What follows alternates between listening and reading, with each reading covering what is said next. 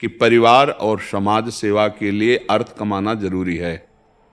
अर्थ का लिए चाहे किसानी करना पड़े, नौकरी करना पड़े, व्यापार करना पड़े, ये जरूरी है। भगवान हमें जीवन दिए हैं दो का, एक है मन और एक है तन। अब मन से अगर हम राम कृष्ण हरि बोल रहे हैं और तन से खूब मेहनत कर रहे हैं तो हमें कोई परेशानी नहीं।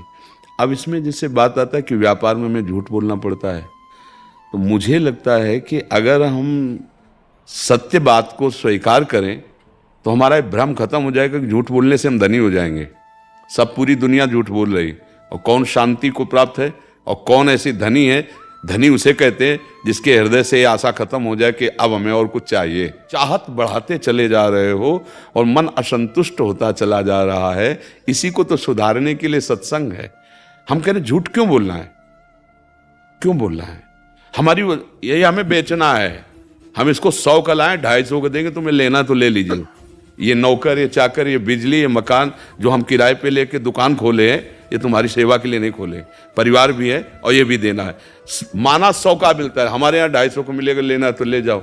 अब अगर सत्य पे चलोगे और अच्छी वस्तु बेचोगे, अभी तक नहीं जानते थे, हमसे गलतियां होती गई, जानकर भी हम वास्तविक नहीं जानते थे, अब जान गए हैं। अब सावधान हो जाओ।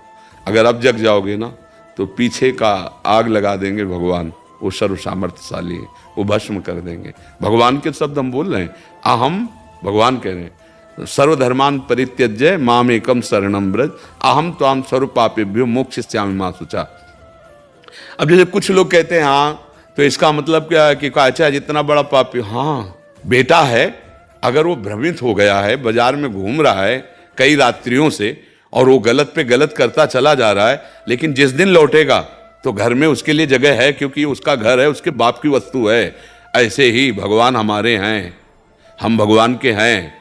हम माया में भूल गए, भ्रमित हो गए, हमसे बहुत सी गलतियां हो गई। जब हम लौट कर कान पकड़ेंगे आके ना प्रभु के सामने, कृपा करेंगे।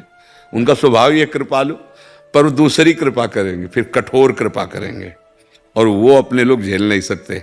जब वो कठोर कृपा करते हैं तो फिर त्राहिमाम मच जाता है। इसलिए अगर वास्तविक अपने से गलतियां हुई हैं और हम हृदय से स्वीकार कर लें कि हमसे गलतियां हुई हैं, और हम प्रयास ये करें कि हमसे गलती ना हो, फिर भी हो जाए तो कोई बात नहीं, समझना हमारा प्रयास है कि अब गलती नहीं होगी। लेकिन पूर्वाभ्यास ब्रेक मारी पर अंगुल दो अंगुल तो पहिया घसीटी गया ना पूरा, चाहे ब्रेक में खड़े हो जाओ। रफ्तार से गाड़ी चल रही थी ना, अब धीरे धीरे उसको हम ब्रेक में लाए और एकदम ब्रेक मार दिया। एक रफ्तार में ब्रेक नहीं लगती है, उसको पहले धीरे में लाया जाता है। अगर रफ्तार में तो फिर गाड़ी पलट जाएगी। अच्छा, धीरे से कितना भी आप ब्रेक मारो तो इतना तो सरकी जाएगा। तो इतनी गुंजाइश तो रहती है कि आज के बाद हम कभी नहीं करेंगे, तो इतनी गुंजाइश उसमें कभी ऐसा हो सकता है, तो उसमें निराश नहीं होना। उसमें जैसे गिर गए हम तो हमें पड़े नहीं रहना, तुरंत फिर खड़े हुए और कमर कसी कि क्यों गिर गए, ये बात ध्यान देना है कि कौन सी त्रुटि हुई जिससे गिर गए।